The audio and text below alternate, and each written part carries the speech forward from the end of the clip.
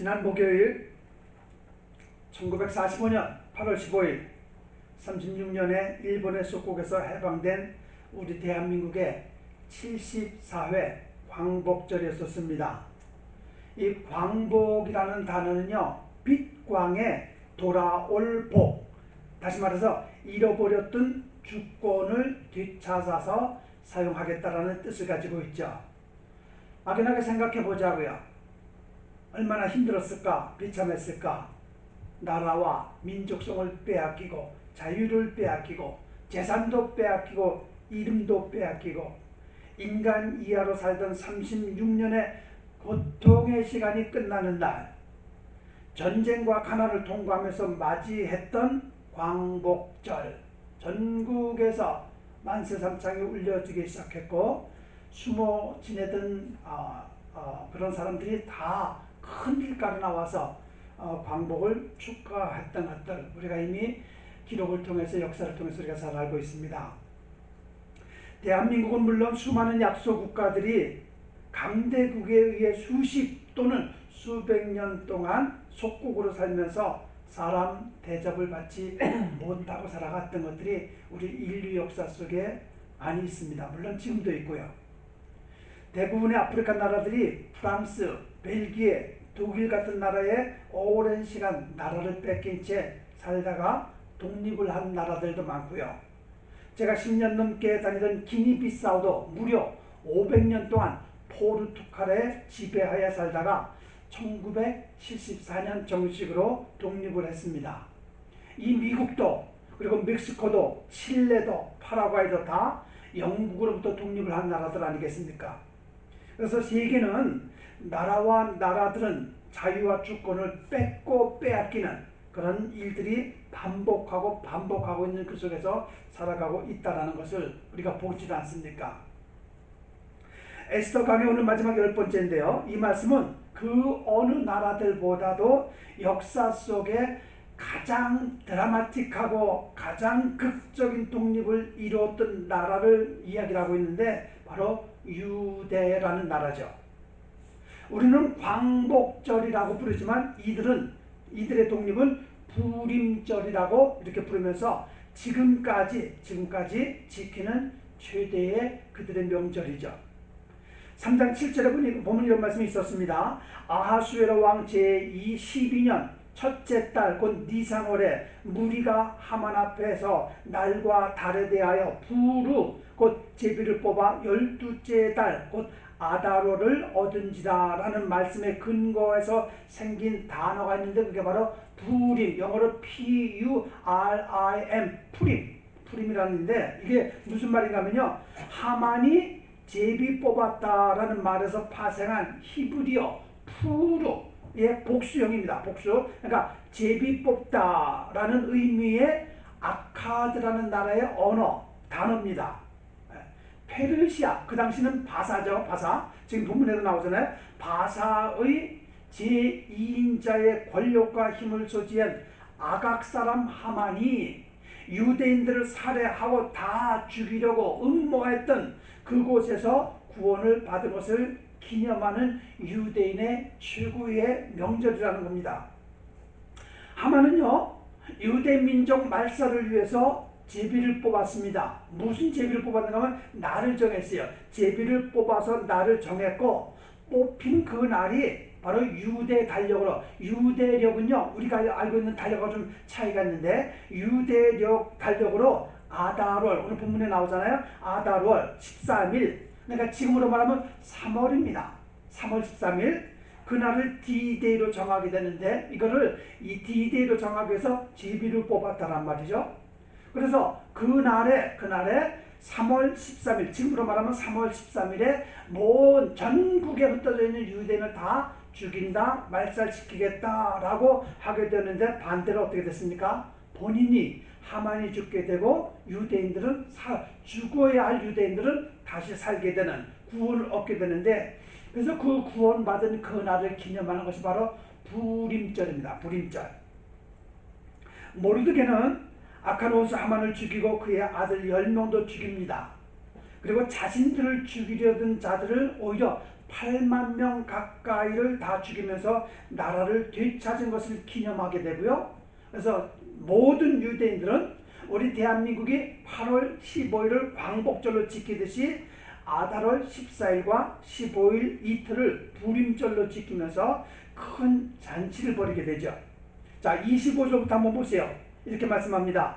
에스더가 왕 앞에 나아감으로 말미암아 왕이 조서를 내려 하만이 유다인을 해하려던 악한 꾀를 그의 머리에 돌려보내어 하만과 그의 여러 아들을 나무에 달게 하였으므로 무리가 부류의 이름을 따라 이 두 날을 부림이라 하고 유다인이 이 글의 모든 말과 이 일에 보고당한 것으로 말미암아 뜻을 정하고 자기들과 자손과 자기들과 화합한 자들이 해마다 그 기록하고 정해놓은 때 이 두 날을 이어서 지켜 패하지 아니하기로 작정하고 각 지방 각 집에서 대대로 이 두 날을 기념하여 지키되 이 부림일을 유다인 중에서 패하지 않게 하고 그들의 후손들이 계속해서 기념하게 하였더라.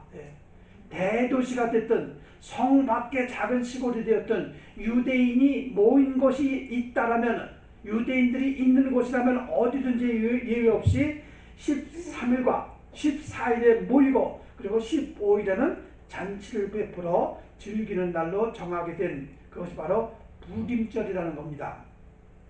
9장 18절에 이런 말씀이 있어요. 수산에 사는 유다인들은 13일과 14일에 모였고 15일에 쉬며 이날에 잔치를 베풀어 즐긴지라. 자, 이렇게 이 죽을 존재들이, 죽을 민족들이 다시 살아난 부림절날 이들이 모여서, 유대인들이 모여서 무엇을 하는가? 네 가지를 합니다. 네 가지. 자, 네 가지를 간단하게 제가 설명드릴게요. 첫 번째, 회당에 참석해서, 회당에 모여서 에스더서를 함께 읽고 듣는 일을 합니다. 첫날과 둘째 날에는 에스더 전체를 읽어요. 전체를 읽으면서 읽지만 특별히 그 중에서도 2장 5절과 8장 15절, 16절을 반복해서 읽고 또 읽습니다. 그리고 결정적으로 10장 3절, 오늘 우리가 읽은 마지막 절입니다. 10장 3절은 모두 그 한 목소리로 읽으면서 동시에 암송을 합니다. 자, 이 세 구절 안에 어떤 내용이 있기에 유대인들이 그렇게 소중하게 여기고 있는가? 이 세 구절을 여러분 찾아보시면 아시겠지만 한 민족을 살리는 위대한 일을 이룬 모르드게라는 인물이 등장하게 되는 그 장면들이 바로 지금 제가 말씀드린 그곳입니다.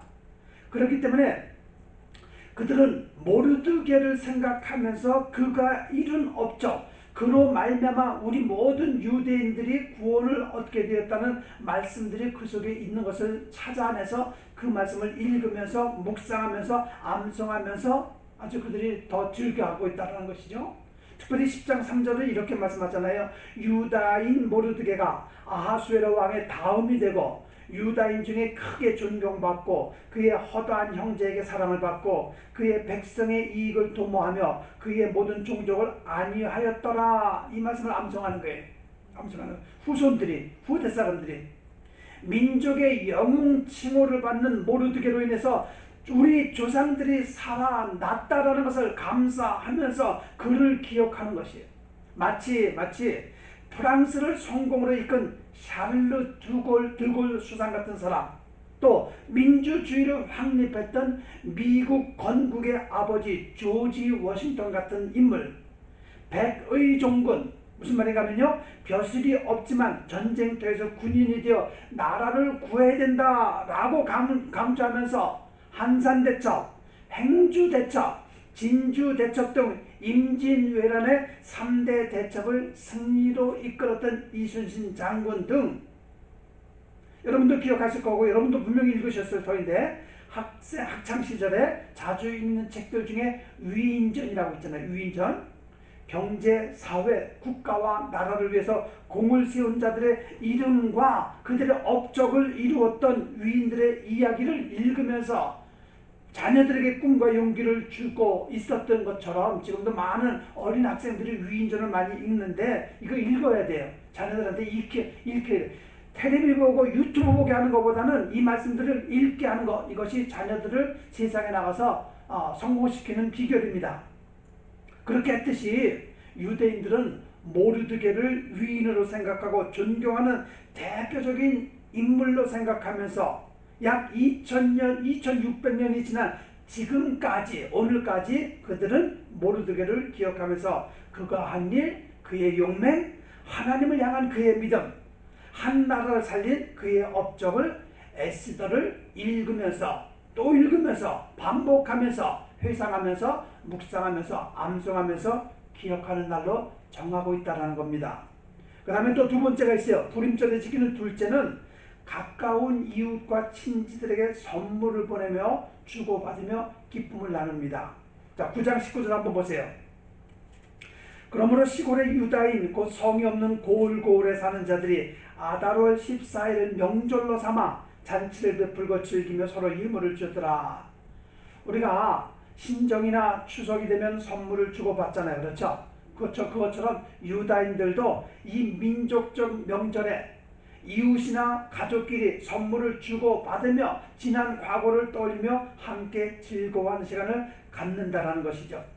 나라를 지켜주시고 조상들의 생명을 살려주신 하나님께 감사하는 마음을 담아 광복의 기쁨을 이렇게 나누면서 막연하지만 그 오래전 이야기지만 역사의 한 장면을 떠올리면서 선물을 주고받는 아주 특별한 기념일로 그들은 보내고 있다는 거죠. 우리나라도 마찬가지고요. 어느 나라든지 명절과 기념일이라는 것이 있듯이 하나님의 백성인 유대인들에게 지키는 명절과 기념들이 있어요. 제가 간단하게 몇 가지만 소개해 볼게요. 첫째, 로시 하샤나. 유대력으로는 9월이나 10월을 새해로 지킵니다. 우리로 말하면 신정 굉장히 중요하게 여기죠. 두 번째, 욤키브루. 이것은 무슨 말인가 하면 속죄의 날로 불리는 가장 중요하게 성스럽게 지키는 절기고요. 세 번째, 수콱. 초막절 또는 장막절. 지방에 살던 타양에 살던 예루살렘 성전을 가능한 1년 1차씩 방문하는 최고의 명절이라고 말할 수가 있고요. 네 번째, 슈미니 아페렛 또는 심핫토라. 발음이 저도 어려워요. 이걸 여러분에게 알려주기 위해서 제가 이거 발음 연습을 여러 번 했는데도 발음이 잘 안 됩니다. 심핫토라. 수콧의 다음 날 시작해서 8일 동안 지키는 기념일이 바로 이 날이고, 다섯 번째, 하누카. 이거 다 히브리어가 되니까 되다 보니까 발음이 어려워요. 하누카. 성경의 기원에서 지키는 날은 아니지만 이들이 이 날을 빛의 절기로 지키고 있고요. 여섯 번째, 투비슈바. 이건 마찬가지로 성경적 기원은 아니지만 농경축제로 가을에 지키고 있고요. 일곱 번째, 오늘 우리가 함께 알아보고 있는 말씀이죠. 불임절. 이건 좀 발음이 쉽네. 불임절. 유대인의 전통에서 가장 행복하고 가장 즐거운 날로 지키고 있는 것이 바로 불임절입니다. 그 다음에 여덟 번째, 페사흐. 이거 역시 유대인들에게서는 빼놓을 수 없는 날인데 가장 1순위로 지키고 있는 우리가 잘 아는 유월절이죠.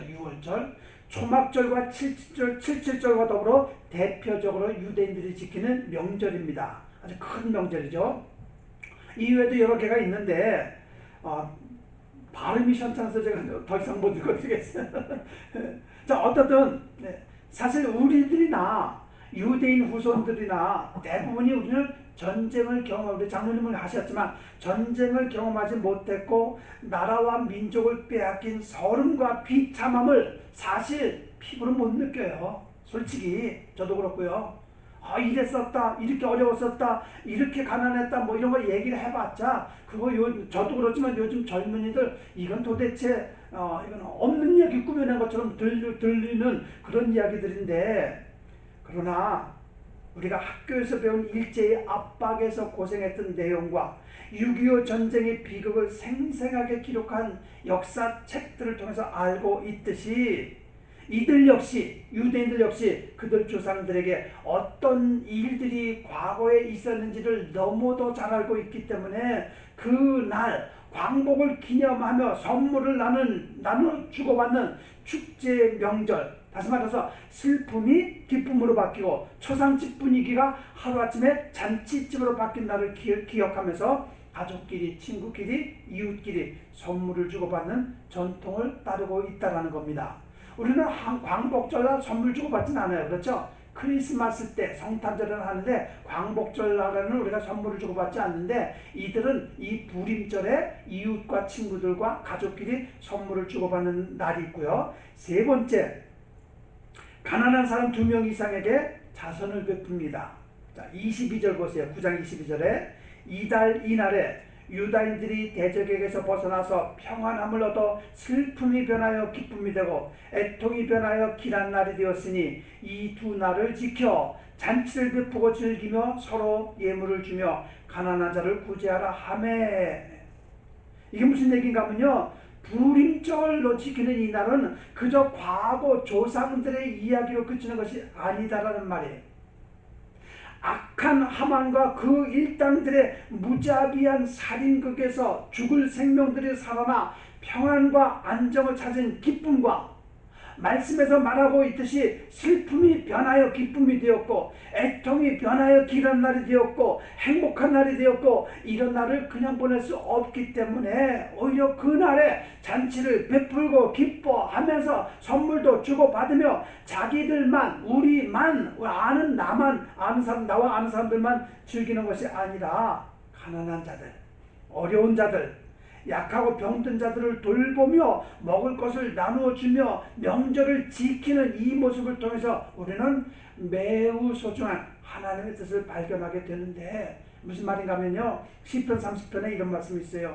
주께서 나의 슬픔이 변하여 내게 춤이 되게 하시며 나의 베옷을 벗기고 기쁨으로 띄우셨나이다 라는 말씀이 있는데, 하나님을 믿고 예수 그리스도를 개인의 구세주로 영접한 자들은 이 은혜와 축복을 나만 누리는 것이 아니라, 나만 기뻐할 것이 아니라 오히려 이것을 복음을 전해서, 말씀을 전해서 나누어 주고 또 소문내고 이렇게 하는 일을 해야 된다는 겁니다. 예를 들어 이거죠.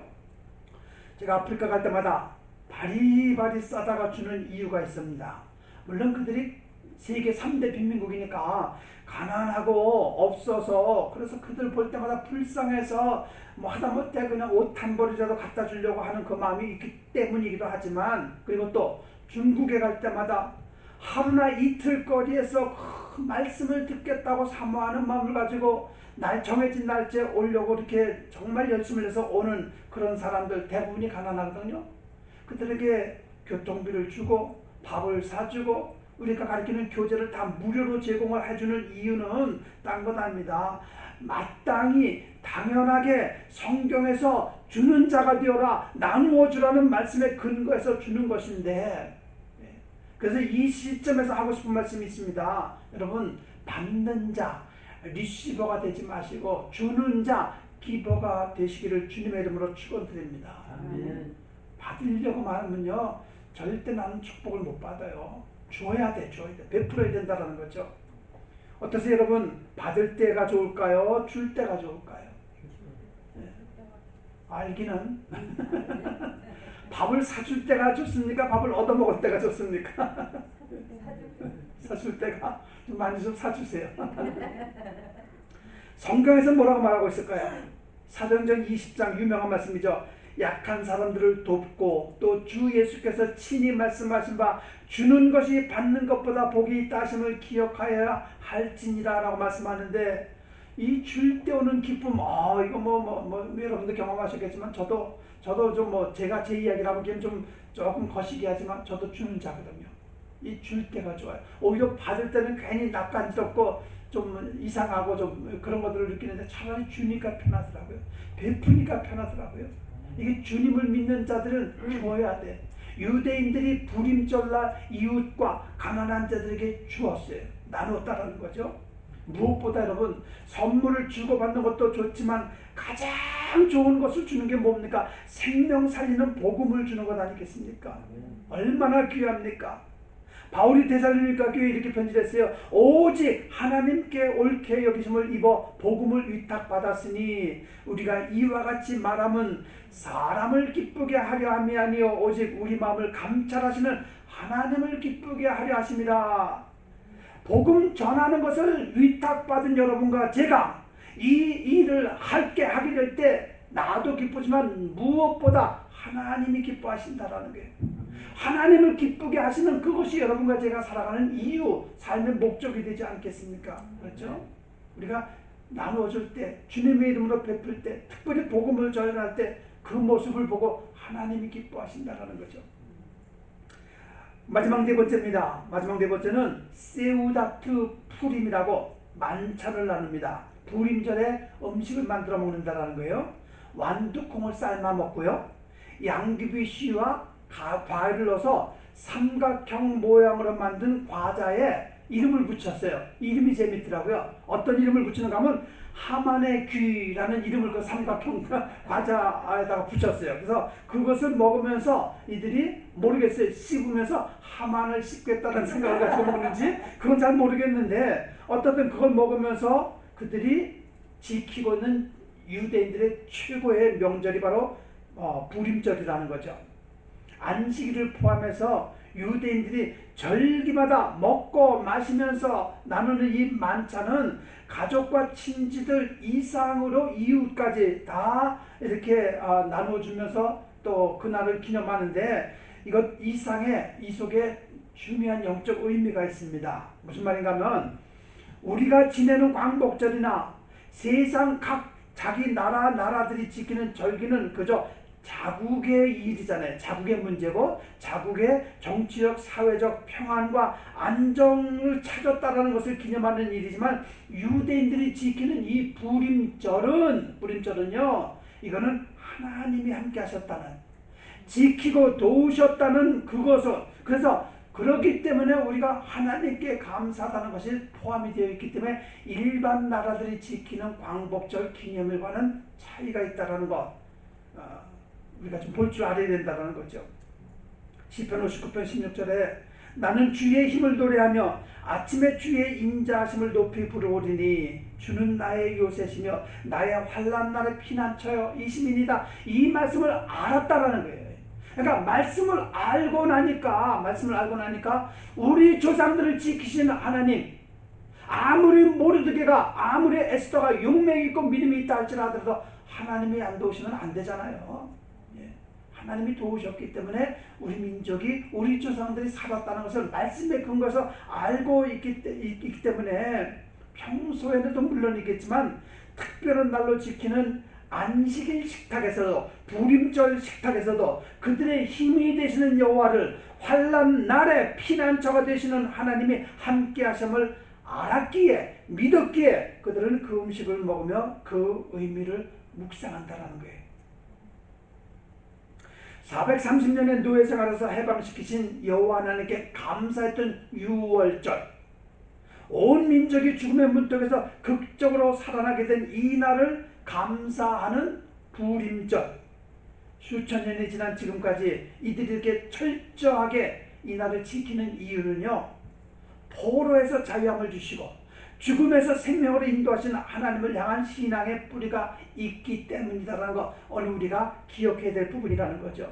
이들의 이 신앙이 오늘 여러분과 저에게도 직접적으로 관련이 있다는 것은 있는데 그게 무슨 말인가 하면 막연하게 모르드게나 에스더가 한 일이 아니라 그들과 함께 하셨던 하나님 그 상황 속에서도 그들에게 지혜를 주셨고 그 상황 속에서도 그들에게 담대함을 주셨고 그 상황 속에서 그들에게 하나님을 향한 신앙을 주셨기 때문에 그렇기 때문에 그들이 후손들이 이렇게 지킬 수 있는 것은 하나님께 감사하는 시간이고 이게 뭔가 하면요 이 안에는요 복음이 담겨 있다는 게 복음. 이게 무슨 말인가 하면 에스더서가 자 말씀의 결론을 이렇게 짓고 싶은 거예요. 에스더가 유다 민족의 원수 갚는 이야기라고 하면 성경적으로 볼 때 의미가 없어요.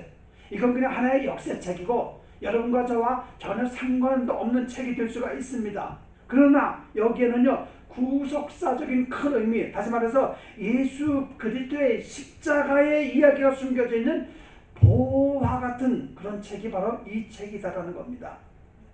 부림절 이야기는 바로 유대인 민족을 말살시키는 악한 하만에 대한 복수 이야기가 있듯이 에스더에서 말하고자 하는, 오늘 이 아침에 여러분과 저에게 주시고자 하는 하나님의 음성은 뭔가 하면요, 온 인류를, 우리도 물론이고 온 인류를 죽음과 사망으로 이끌려는 악한 영의 세력, 사탄의 계략, 그런 것들이 있었지만, 그러나 구세주로 오신 예수 그리스도의 십자가상에서 죽으심, 그리고 장사한 지 3일 만에 다시 사신 부활하심으로 인해서 악령과 사단의 세력을 그냥 완전하게 이기시고 승리하신 것을 증명하는 책이 바로 에스더서라는 거예요. 이 진리를, 이 내용을 볼 줄 알아야 에스더서가 그렇구나, 그런 말씀이, 그런 영적 교훈이 담겨 있구나, 이런 것들을 알게 된다라는 거죠. 죽기 직전에 유대인들이 살아났듯이 지옥으로 떨어질 여러분과 제가 예수를 믿음으로 새 생명을 얻은 것을 알려주는 말씀이 에스더서에 포함이 되어 있고, 연관된 말씀을 하나 말씀드리면 요한복음 5장 39절에 너희가 성경에서 영생을 얻는 줄 생각하고 성경을 상고하거니와 이 성경이 곧 내게 대하여 증거하느니라, 이 말씀이 다 예수 그리스도와 관계가 있다라는 거예요. 그렇죠? 대부분의 성경 내용이 관계가 있고 인류의 구원과 관련이 있는 말씀이고, 악한 자는 멸망이고 선한 자는, 예수 믿는 자들은 살 수 있다는 생명과 관련된 말씀들이 구약 성경, 신약 성경 말씀들이기에 에스더서도 유대인의 역사 이야기로만 그냥 듣고 만다면 그거는 우리에게 의미가 없다라는 것, 잘못된 해석이다라는 것 말씀드리고 우리가 그것을 알아야 된다라는 거예요. 자, 에스더서 강의 이제 10번째 마지막 결론 이렇게 말씀드릴게요. 에스더서는 모르드게의 이야기입니다. 시작도 과정도 끝도, 한 민족을 다 죽게 하는 장본인도, 그러나 다시 살리는 일도, 또 영적인 잠에서 잠을 자고 있는 에스더의 잠을 일깨운 사람도, 자신과 동족의 원수를 진멸하는 공을 세운 사람도 다 모르드게입니다. 모르드게예요. 여러분 창세기 40장에 보시면은 13년이라는 긴 세월, 수많은 고난과 핍박과 감옥에 갇히는 인고의 시간을 보냈지만 결국은 애굽의 총리가 된 사람, 요셉이라는 사람이 등장하잖아요. 그거와 마찬가지로 바사 제국의, 페르시아 제국의 제2인자의 자리에 앉게 된 모르드게, 그 이야기로 에스더서는 막을 내립니다. 아까도 제가 읽어드렸지만 다시 한번 읽어드리면 마지막 10장 3절에 이렇게 말합니다. 2절과 3절에 왕의 능력의 모든 행적과 모르드게를 높여 존귀케 한 사적이 메대와 바사 열왕의 길기에 기록되지 아니하였느냐. 유다인 모르드게가 아하수에로 왕의 다음이 되고 유다인 중에 존대하여 그 허다한 형제에게 괴물 받고 그 백성의 이익을 도모하며 그 모든 종족을 안위하였더라. 안위라는 단어가 히브리어로 도베르 샬롬입니다. 이스라엘 사람들 만나면 샬롬 이렇게 인사하듯이 도베르 샬롬, 안위받았더라. 그래서 모르드게 이야기로 가득한 것이 바로 에스더서입니다. 그래서 바라오케는, 모르드게는 승리했습니다. 모르드게는 욕망했습니다. 이 모르드게는 하나님을 향한 신앙에 투철한 사람이 있었습니다. 절대 악한 하만에게, 다시 말해서 사단에게, 나보다 강한 자들에게 머리 굽히지 않았던 사람입니다. 여러분 세상과 머리 굽히지 마세요.